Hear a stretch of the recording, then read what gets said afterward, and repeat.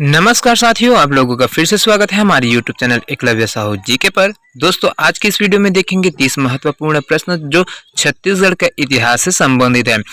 आज के इस वीडियो में 30 महत्वपूर्ण प्रश्न देखेंगे। दोस्तों, जितने भी नए दोस्त हमारे इस वीडियो को देख रहे हो, हमारे चैनल को सब्सक्राइब करना ना भूलिएगा, साथ में बेल आइकन को भी प्रेस कर लीजिएगा ताकि जितने भी वीडियो आपके बीच में अपलोड होगा सबसे पहले आप लोगों को नोटिफिकेशन के माध्यम से मिल जाए। तो आई होप ये वीडियो भी आप लोगों को पसंद आएगा। तो चलिए स्टार्ट करते हैं। आपके स्क्रीन पर है पहला प्रश्न। पहला प्रश्न क्या बोलते हैं दोस्तों, नंबर 61 से चालू होगा ये, ठीक है दोस्तों। तो यह पहला प्रश्न देखते हैं। छत्तीसगढ़ के रतनपुर राज्य पर आक्रमण करने वाला मराठा सेनापति निम्नलिखित में से कौन था। यहाँ पर रतनपुर राज्य छत्तीसगढ़ में, जब रतनपुर में कचूरी राजवंश का शासन था उस समय जो मराठा शासक थे, है ना, मराठा शासक बिम्बाजी राजे भोसले, उसके सेनापति ने यहाँ पर निम्नलिखित में से कौन से स्थान पर आक्रमण किया था। तो किसके शासनकाल में आक्रमण किया था? रघुजी प्रथम, भास्कर पंत, विठल पंत या फिर दिनकर पंत या फिर इनमें से कोई नहीं। तो रतनपुर में कौन से राजा शासक थे जिसके समय में यहाँ पर जो मराठा सेनापति है उसने आक्रमण किया था? तो किसने किया था? तो सेनापति है वो भास्कर पंत थे। मराठा शासकों के सेनापति कौन थे? भास्कर पंत। यही ने रतनपुर राज्य पर आक्रमण किया था। देख सकते हैं यहाँ पर CGPSC 2013 में इस प्रश्न को लिए हुआ प्रश्न है। अगला प्रश्न देखिए दोस्तों, इस राज्य के निम्नलिखित में से किस कलचुरी राजा ने मुगल दरबार को भेंट दी थी? यहाँ पर कौन से कलचुरी शासक है जिसने मुगल दरबार में भेंट दी थी? कल्याण साय ने, बहारेंद्र साय ने, प्रताप मल ने या फिर लक्ष्मण साय ने। तो किसने यहाँ पर भेंट दिया था? तो यहाँ पर आपका ऑप्शन ए बिल्कुल सही हो जाएगा दोस्तों। कल्याण साय ने यहाँ पर भेंट दी थी और 8 वर्षों तक मुगल दरबार में अपनी हाजिरी पेश की थी। किसके अधीन? तो जहांगीर के अधीन इसने वहां पर 8 वर्षों तक जो अपनी हाजिरी दी थी। चलिए अगला प्रश्न देखते हैं। अगला प्रश्न है, कलचुरियों को खालिस्तान के रूप में भी जाना जाता है। कलचुरियों को किसके नाम से और जाना जाता था? त्रिपुरारी के नाम से या फिर नल के नाम से या फिर खास या फिर है। तो जो कलचुरी शासन करने वाले राजा है तो उनको और किस नाम से जाना जाता? तो है वंशी राजा के नाम से इसको जाना जाता था। देख सकते हैं यहाँ पर 2019 में इस प्रश्न को लिया गया था CSPHCL के एग्जाम में। बहुत ही महत्वपूर्ण प्रश्न है दोस्तों ये सभी, जो कि रिपीटेड प्रश्न है और इस प्रकार के क्वेश्चन आप लोगों को प्रत्येक एग्जाम में देखने को मिलता है। तो इसको बीच में छोड़कर ना जाएगा, पूरा लास्ट तक जरूर देखिएगा। चलिए अगला प्रश्न देखते हैं। निम्नलिखित में से किसने कलचुरी राजवंश की स्थापना की थी? यहाँ पर कलचुरी राजवंश की स्थापना किसने किया था दोस्तों? कर्णदेव ने, शंकरगढ़ ने या फिर कोकल ने या फिर लक्ष्मण राज ने। तो कलचुरी राजवंश की स्थापना किसने की थी? तो आपका ऑप्शन सी बिल्कुल सही हो जाएगा, कोकल। लेकिन कलचुरी राजवंश के संस्थापक के रूप में अगर पूछा जाएगा, वास्तविक संस्थापक के रूप में पूछा जाएगा तो उसमें आपको अलग जवाब देना होगा। चलिए अगला प्रश्न देखते हैं। यहाँ पर रतनपुर गृह का अंतिम जीवित सदस्य कौन था? यहाँ पर रतनपुर गृह का अंतिम जीवित सदस्य कौन था? वीर नारायण सिंह, बिम्बाजी भोसले, ध्रुवा मरिया या फिर रघुनाथ सिंह। तो अंतिम शासक कौन थे यहाँ पर रतनपुर से? तो आपका ऑप्शन डी बिल्कुल सही हो जाएगा, रघुनाथ सिंह है जिन्होंने यहाँ पर रतनपुर के कलचुरी वंश में अंतिम शासक के रूप में यहाँ पर शासन किया था। उसके बाद से फिर ये मराठों के अधीन होकर शासन किया था। चलिए अगला प्रश्न देखते हैं। अगला प्रश्न है, हयो से छत्तीसगढ़ पर मराठों का नियंत्रण कब हुआ? यहाँ पर है या फिर कलचुरी राजवंश ने जो छत्तीसगढ़ पर मराठों का नियंत्रण कब आया था? कलचुरी राजवंश से अपने अधिकार में छीन लिए थे मराठों ने। तो कब से छीन लिया था? 1845 में, 1735 में या फिर 1741 में या फिर 1757 में। तो किस सन मराठों के अधीन हो गया था कलचुरी राजवंश? तो ऑप्शन से आपका बिल्कुल सही हो जाएगा, 1741 में। इसको 2019 में इस प्रश्न को लिया हुआ है।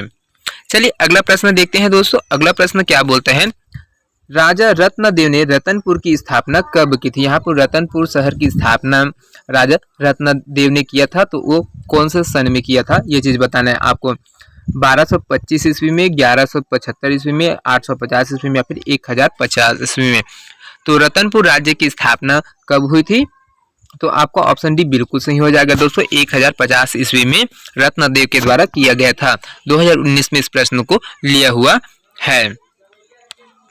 चलिए अगला प्रश्न देखते हैं। अगला प्रश्न है, इनमें से किस राजा के बाद हैहय राजवंश को उसका नाम दिया गया था? तो कौन से राजा है जिसके बाद हैहय राजवंश को उसका नाम दिया गया था? यदु हैहय, यदु वेड़ुया या फिर यदु सुहाया या फिर यदु हया? तो इसमें कौन सा सही हो जाएगा दोस्तों? जिसके बाद से कौन से राजा थे जिसके नाम के आधार पर ही उसको हैहय राजवंश के नाम से जाना गया? तो आपका ऑप्शन ए बिल्कुल सही हो जाएगा। कलचुरी वंश पहले था, उसको हैहय वंश के रूप में कब मान्यता दिया गया था? जब यदु हैहय नाम के राजा ने यहाँ पर शासन किया था, उसके बाद से ही इसको कलचुरी राजवंश है उसको हैहय राजवंश के नाम से जाना गया था। 2019 में इस प्रश्न को भी लिया गया था। चलिए अगला प्रश्न देखते हैं। अगला प्रश्न है रतनपुर की स्थापना किसने की थी? रतनपुर की स्थापना, रतनपुर शहर की स्थापना किसने की थी? अन्नमदेव ने, बिंबाजी भोसले ने, कलिंगराज ने या फिर रत्नराज ने? तो किसने यहाँ पर रतनपुर की स्थापना की थी? रत्नराज ने की थी। कब किया था? तो 1050 ईस्वी में इसने रतनपुर राज्य की स्थापना की थी। देख सकते हैं इसको भी CHPCL के द्वारा 2019 में पूछा गया था। चलिए अगला प्रश्न देखते हैं। अगला प्रश्न क्या बोलता है? निम्नलिखित कलचुरी राजाओं में से कौन गोरखनाथ का शिष्य था? यहाँ पर कौन से कलचुरी शासक थे जो गोरखनाथ के शिष्य थे? रत्नदेव, पृथ्वीदेव, जाजल्यदेव या फिर जगतदेव? तो गोरखनाथ के शिष्य कौन थे दोस्तों? तो आपका ऑप्शन सी बिल्कुल सही हो जाएगा। जाजल्यदेव है जो कलचुरी शासक है, वो गोरखनाथ के प्रमुख शिष्य थे। 2019 में इस प्रश्न को भी पूछा गया है। चलिए अगला प्रश्न देखते हैं। बहुत ही महत्वपूर्ण प्रश्न है दोस्तों। 2019 के CGPSC के प्री एग्जाम हुआ था, उसमें इस प्रश्न को लिया गया था। रतनपुर के कलचुरी शासक पृथ्वीदेव प्रथम के संबंध में निम्नलिखित में से कौन सा कथन सत्य है? यहाँ पर पृथ्वीदेव प्रथम के बारे में कुछ स्टेटमेंट दिया हुआ है दोस्तों, जिसमें से सत्य स्टेटमेंट को आपको बताना है। तो देखिए यहाँ पर पहला स्टेटमेंट क्या बोलते हैं? पृथ्वीदेव प्रथम ने रतनपुर में पृथ्वी देवेश्वर मंदिर का निर्माण किया था। क्या ये स्टेटमेंट सही है? तो बिल्कुल गलत है दोस्तों। पृथ्वी देवेश्वर मंदिर का निर्माण पृथ्वीदेव प्रथम ने नहीं किया था। दूसरा स्टेटमेंट देखते हैं। उसके दरबार में राजशेखर नामक साहित्यकार था। तो ये भी स्टेटमेंट बिल्कुल गलत है दोस्तों। यहाँ पर उसके दरबार में राजशेखर नामक साहित्यकार नहीं था। ऑप्शन सी देखते हैं। उसने सकल कोसलाधिपति की उपाधि धारण की थी। तो यहाँ पर पृथ्वीदेव प्रथम ने सकल कोसलाधिपति की उपाधि धारण की थी। क्या ये स्टेटमेंट सही है? तो जी हाँ दोस्तों, ये स्टेटमेंट बिल्कुल सही है। ऑप्शन सी बिल्कुल सही है। यहाँ पर जो पृथ्वीदेव प्रथम है राजा, उसने सकल कोसलाधिपति की उपाधि धारण की थी। तो ये वाला स्टेटमेंट बिल्कुल सही है। अब देखते हैं अगला डी वाला। उसने स्वर्णपुर उड़ीसा पर अधिकार कर लिया था। तो ये स्टेटमेंट भी बिल्कुल गलत है दोस्तों। उसने उड़ीसा पर अधिकार नहीं किया था, वो उन्हें बंगाल पर अपना अधिकार किया था। तो ये वाला स्टेटमेंट भी गलत हो जाएगा। तो इस प्रकार से आपका ऑप्शन सी बिल्कुल सही हो जाएगा दोस्तों। उसने तो पृथ्वीदेव प्रथम ने सकल कोसलाधिपति की उपाधि धारण की थी। देख सकते हैं यहाँ पर CGPSC 2019 के प्री एग्जाम इस प्रश्न को लिया गया था। चलिए अगला प्रश्न देखते हैं। अगला प्रश्न है महमूद खिलजी ने रतनपुर पर कब हमला किया था? यहाँ पर जो महमूद खिलजी है वो रतनपुर राज्य पर कौन से सन में हमला किया था? 1375-76 में या फिर 1440-41 में या फिर 1421-22 में या फिर 1485-86 में? तो महमूद खिलजी ने कब रतनपुर पर हमला किया था? तो 1440-41 में इन्होंने हमला किया था। तो ये आपका ऑप्शन भी बिल्कुल सही हो जाएगा। देख सकते हैं 2019 में इस प्रश्न को लिया गया था CHPHCL के एग्जाम में, जो विद्युत विभाग के द्वारा लिया जाता है, उसमें इस प्रश्न को लिया गया था। यहाँ पर देखिए दोस्तों, यहाँ पर सूची 1 दिया है जिसमें शासक के नाम दिया है, सूची 2 है उसका कार्य दिया हुआ है। तो इसको आपको बताना है अरेंज करके। तो देखिए कमलराज ने दिया है तो चक्रकोट के राजा सोमेश्वर को पराजित किया। जाजल्यदेव प्रथम है गंग राजा अनंत वर्मन को पराजित किया। रत्नदेव द्वितीय है वो त्रिपुरी के राजा जयसिंह के आक्रमण को विफल किया। और जाजल्यदेव है उन्हें उत्कल राज्य पर आक्रमण किया। तो कौन सा सही हो जाएगा दोस्तों? तो देख सकते हैं यहाँ पर आपका कमलराज है उसने क्या किया था? उत्कल राज्य पर आक्रमण किया था। तो आपका ऑप्शन ए बिल्कुल 4 वाला सही हो जाएगा। जाजल्यदेव प्रथम है उसने चक्रकोट के राजा सोमेश्वर को पराजित किया था। उसके बाद है रत्नदेव द्वितीय है वो गंग राजा अनंत वर्मन को पराजित किया था। और जाजल्यदेव द्वितीय है वो त्रिपुरी के राजा जयसिंह को पराजित किया, आक्रमण को विफल किया था। जो जाजल्यदेव है उसने क्या किया था? त्रिपुरी के राजा जयसिंह के द्वारा आक्रमण किया गया था, उसको विफल कर दिया गया था। तो इस प्रकार का आपका ऑप्शन बन जाएगा 4, 1, 2, 3 ये वाला ऑप्शन आपका बन जाएगा। इसको अरेंज करके आपको बताना है। चलिए अगला प्रश्न देखते हैं। मुगल बादशाह जहांगीर ने रतनपुर पर कब हमला किया था? यहाँ पर मुगल बादशाह थे जहांगीर, जो दिल्ली सल्तनत में वहाँ पर राज्य शासन करते थे, और वो उसने छत्तीसगढ़ राज्य के जो रतनपुर शहर है वो उस पर कब हमला किया था? 1640-41 में, या फिर 1618-19 में, या फिर 1650-51 में, या फिर 1605 या फिर 6 में। तो कब आक्रमण किया था दोस्तों? यहाँ पर जहांगीर ने, अकबर के पुत्र है जहांगीर, उसने यहाँ पर रतनपुर पर आक्रमण किया था। तो कब किया था? तो 1618-19 में उसने आक्रमण किया था। CSPHCL के द्वारा 2019 में इस प्रश्न को लिया गया था। चलिए अगला प्रश्न देखते हैं दोस्तों। अगला प्रश्न भी बहुत ही ज्यादा महत्वपूर्ण है। मुगल शासनकाल के दौरान छत्तीसगढ़ को खालिस्तान क्षेत्र कहा जाता था। यहाँ पर छत्तीसगढ़ को किस नाम से जाना जाता था? संबलपुर क्षेत्र जाना था, या फिर सतरामपुर, या फिर रतनपुर क्षेत्र, या फिर महापुकुर क्षेत्र के नाम से जाना था। तो मुगल शासन के दौरान इस छत्तीसगढ़ को किस नाम से जाना जाता था? तो रतनपुर क्षेत्र के नाम से जाना जाता था। देख सकते हैं यहाँ पर 2019 में इस प्रश्न को लिया हुआ प्रश्न है। चलिए अगला प्रश्न देखते हैं दोस्तों। यहाँ पर अगला प्रश्न क्या बोलता है? निम्नलिखित में से कौन सी जोड़ी कलचुरी मंदिर मठ एवं राजा सुमेलित नहीं है? तो यहाँ पर कलचुरी वंश के टाइम जितने भी मंदिर और मठ बने उसमें किस राजा ने बनवाया उसको सुमेलित करना है। तो पृथ्वी देवेश्वर मंदिर तुमाड़ है, वो पृथ्वी देव प्रथम है। विष्णु मंदिर जांजगीर है, जाजल्य देव प्रथम के द्वारा निर्माण किया गया था। शिव मंदिर पाली है, वो पृथ्वी देव द्वितीय दिया गया हुआ है। और लक्ष्मण मंदिर दिया है, वो खरब दिया है, रत्नदेव द्वितीय दिया है। तो किन राजाओं के द्वारा कौन से मंदिर का निर्माण किया गया था दोस्तों? तो देखिए पहला दिया है पृथ्वी देव वेश्वर मंदिर तुमाड़ है, इसको पृथ्वी देव प्रथम ने ही बनवाया था। विष्णु मंदिर जहांगीर है, उसको जाजल्य देव प्रथम ने बनवाया था। और शिव मंदिर पाली है, उसको पृथ्वी देव द्वितीय ने नहीं बनवाया था। तो ये वाला आपका बिल्कुल सही हो जाएगा, जो कि असत्य है, सुमेलित नहीं है। और लक्ष्मण मंदिर खरौद का निर्माण रत्नदेव द्वितीय ने करवाया था। तो इस प्रकार के से आपका ऑप्शन सी बिल्कुल सही हो जाएगा, जो कि सुमेलित नहीं है। चलिए अगला प्रश्न देखते हैं। अगला प्रश्न है, अगला प्रश्न है यहाँ पर कलचुरी शासक और उनकी उपलब्धियां। तो इसमें आपको अरेंज करके बताना है। यहाँ पर देखिए पृथ्वीदेव प्रथम है, वो क्या कहते हैं, इसके उपलब्धि है वो आपका आ जाएगा। पृथ्वीदेव प्रथम है, उसने सकल कोसलाधिपति की उपाधि धारण की थी। जाजल्य देव प्रथम है, जाजल्य देव प्रथम है, उसने क्या किया था? जाजल्य देव प्रथम है, उसने क्या किया था? आपका आ जाएगा छिंदक नागवंशी राजा सोमेश्वर को पराजित किया था। तो ये आपका आ जाएगा जाजल्य देव प्रथम है, वो आपका आ जाएगा छिंदक नागवंशी राजा सोमेश्वर को पराजित किया था। उसके बाद जाजल्य देव द्वितीय है, उसने त्रिपुरी के कलचुरी राजा जय सिंह की पराजय किया था। यह और पृथ्वी देव द्वितीय है, उसे आ जाएगा सेनापति जगतपाल द्वारा राजीव लोचन मंदिर का जीर्णोद्धार करवाया था। तो ये आपका सही हो जाएगा। चलिए अगला प्रश्न देखते हैं। अगला प्रश्न है,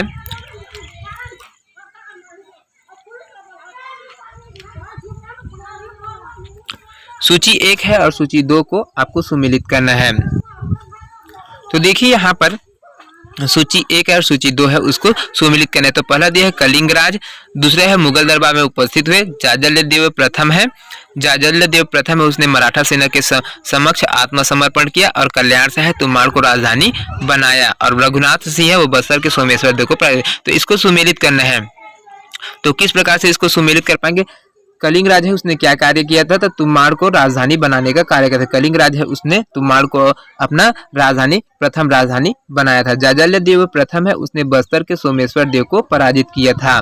जाजल्य देव प्रथम ने बस्तर के सोमेश्वर देव को पराजित किया था। कल्याण साय जी है, उसने मुगल दरबार में उपस्थित, कल्याण से कहाँ पर हुए थे? तो मुगल दरबार में उपस्थित हुए थे। कब तक हुए थे? 8 वर्षों तक उपस्थित हुए थे। और रघुनाथ सिंह मराठा सेना के समक्ष आत्मसमर्पण कर दिया था। इन्होंने युद्ध नहीं किया था, जैसे ही आक्रमण के लिए भास्कर पंत आया, उन्होंने आत्मसमर्पित कर दिया था और उसके अधीन होकर यहाँ पर शासन किया था। तो इस प्रकार से आपका हो जाएगा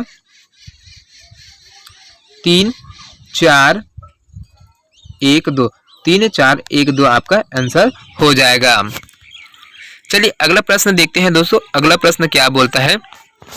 इस राज्य में रतनपुर के कलचुरी वंश के निम्नलिखित में से किस शासक ने त्रिपुरी के शासक जयसिंह को पराजित किया, जिसने उसके राज्य पर आक्रमण किया था? तो यहाँ पर कौन सा शासक है दोस्तों जिसने त्रिपुरी के शासक जयसिंह को पराजित किया था और उसके राज्य पर आक्रमण कर दिया था? तो किसने आक्रमण किया था? रत्नदेव द्वितीय या फिर जाजल्यदेव द्वितीय या फिर पृथ्वीदेव द्वितीय या फिर रत्नदेव तृतीय। तो किसने यहाँ पर आक्रमण किया था? त्रिपुरी के शासक जयसिंह को पराजित किया और उसी पर आक्रमण कर दिया। तो आपका ऑप्शन भी बिल्कुल सही हो जाएगा दोस्तों, जाजल्यदेव द्वितीय है जिसने त्रिपुरी के शासक पर आक्रमण कर दिया था। देख सकते हैं CG Vyapam labour inspector, labour office inspector 2018 के एग्जाम में इस प्रश्न को लिया हुआ था। चलिए अगला प्रश्न देखते हैं दोस्तों। यहाँ पर अगला है कथन और कारण दिया हुआ है, उसको आपको सही है कि गलत है उसको बताना है। कलचुरी वंश का राजा कल्याण शाह रतनपुर राज्य का शासक था। और दूसरा कारण दिया हुआ है, मुगल सम्राट जहांगीर की आत्मकथा में उसका उल्लेख है। तो कथन एक क्या है? कथन कारण दोनों सत्य है, कारण कथन को स्पष्ट करता है। तो क्या ये स्टेटमेंट सही है या फिर बी? देखिए कथन कारण दोनों सत्य है परंतु कारण कथन को स्पष्ट नहीं करता। और ऑप्शन सी दिया है, कथन सत्य है कारण गलत है, और कथन गलत है कारण सत्य है। तो कौन सा ऑप्शन आएगा दोस्तों कथन और कारण में? तो कलचुरी वंश का राजा कल्याण शाह रतनपुर राज्य का शासक था। तो ये कथन बिल्कुल सही है। और कारण है देखिए, मुगल सम्राट जहांगीर की आत्मकथा में उसका उल्लेख मिलता है। तो ये कथन ए है और कथन आर है ना, ये दोनों क्या है? सही है। और कारण कथन को स्पष्ट करता है, ये जो कारण है वो कथन को स्पष्ट करता है, क्योंकि यहाँ पर जो मुगल सम्राट जहांगीर है उसके अधीन 8 वर्षों तक जो कल्याण शाह जी है रतनपुर के राजा थे, उन्होंने वहां पर अपनी उपस्थिति दर्ज की थी। तो इसमें जो जहांगीर की आत्मकथा है ना, उसमें इसके बारे में उल्लेख मिलता है। चलिए अगला प्रश्न देखते हैं दोस्तों। अगला प्रश्न है, निम्नलिखित कलचुरी राजाओं में से किसने प्रतिहार राजा भोज को हराया था? यहाँ पर कौन से राजा है जिसने प्रतिहार राजा कौन थे? भोज, उसको हराया था। तो किसने हराया था? कुकलदेव प्रथम ने या फिर जाजल्यदेव प्रथम ने या फिर रत्नदेव प्रथम ने या फिर पृथ्वीदेव प्रथम ने? तो किसने हराया था दोस्तों यहाँ पर? तो आपका ऑप्शन ए बिल्कुल सही हो जाएगा, कुकलदेव प्रथम है, उसने यहाँ पर जो प्रतिहार राजा भोज है उसको हराया था। चलिए अगला प्रश्न देखते हैं। अगला प्रश्न क्या बोलता है, निम्नलिखित में से कौन सा से कथन सही है? कौन सा कथन सही है या फिर कौन से कथन सही है? तो पहला कथन क्या बोलता है, छत्तीसगढ़ में कलचुरी प्रशासन राजतंत्रात्मक था। तो क्या उस टाइम कलचुरी प्रशासन राजतंत्रात्मक था? तो बिल्कुल सही है दोस्तों ये वाला ऑप्शन। छत्तीसगढ़ में जो कलचुरी प्रशासन चलता था वो राजतंत्रात्मक था, ना कि प्रजातंत्रात्मक या फिर लोकतंत्रात्मक नहीं थी, वो राजा के द्वारा चलाया जाता था।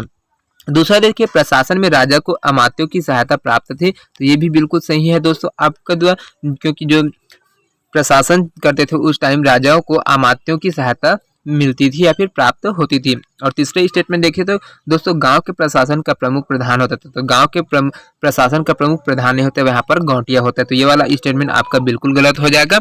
और इस प्रकार से आपका पहला और दूसरा स्टेटमेंट सही होगा। तो किस ऑप्शन में दिया? देखिए यहाँ पर ऑप्शन बी में दिया है, पहला एवं दूसरा सही है, तो ये दूसरा आपका बिल्कुल सही हो जाएगा। चलिए अगला प्रश्न देखते हैं। अगला प्रश्न क्या बोलता है, यहाँ पर निम्नलिखित कथन को पढ़ना है और जो सही है और गलत है उसको अलग करके बताना है। तो पहला स्टेटमेंट क्या बोलता है, छत्तीसगढ़ में कलचुरी प्रशासन व्यवस्था राजतंत्र पर आधारित। तो बिल्कुल सही है दोस्तों ये वाला स्टेटमेंट। छत्तीसगढ़ में कलचुरी प्रशासन व्यवस्था कैसी थी? तो राजतंत्रात्मक थी और राजतंत्र पर ही आधारित थी। दूसरा स्टेटमेंट देखिए, राजा की सहायता के लिए अमात्य मंत्री होते थे। तो ये भी बिल्कुल सही है दोस्तों, यहाँ पर राजा के मंत्री हुआ करते थे और उसकी सहायता उनको मिलता था। और ऑप्शन 3 देखिए दोस्तों, संपूर्ण कलचुरी राज्य गढ़ों में विभाजित था। तो ये भी बिल्कुल सही है दोस्तों, यहाँ पर जो जितने भी कलचुरी राज्य है वो पूरा 36 गढ़ों में विभाजित था, जो कि शिवनाथ नदी के उस पर 18 गढ़ थे और शिवनाथ नदी के इस पर दक्षिण और उत्तर में विभाजित 18 गढ़ों पर विभाजित थे। तो ये तीनों स्टेटमेंट क्या हो जाएगा दोस्तों? बिल्कुल सही हो जाएगा। इस प्रकार से आपका ऑप्शन ए बिल्कुल सही हो जाएगा, 1, 2 एवं 3 सही है। चलिए अगला प्रश्न देखते हैं।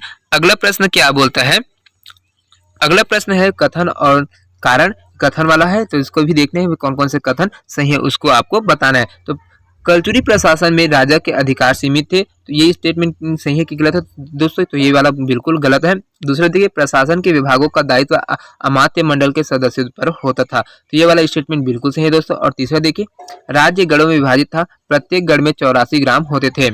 तो ये भी बिल्कुल सही है दोस्तों। इस प्रकार से आपका पहला वाला गलत हो जाएगा और दूसरा और तीसरा बिल्कुल सही हो जाएगा। तो इस प्रकार से देखिए आपका ऑप्शन सी बिल्कुल सही हो जाएगा। 2 और 3 सही है लेकिन एक गलत है, क्योंकि जो राजा के अधिकार है उस टाइम सीमित नहीं थे। चलिए अगला प्रश्न देखते हैं। अगला प्रश्न आज के सेशन का लास्ट प्रश्न है दोस्तों, ये अंतिम प्रश्न है। तो छत्तीसगढ़ के कलचुरी राज्य के प्रमुख लगान अधिकारी का पद नाम क्या था? यहाँ पर जो लगान वसूली करने वाले अधिकारी थे उसका पद का नाम क्या था?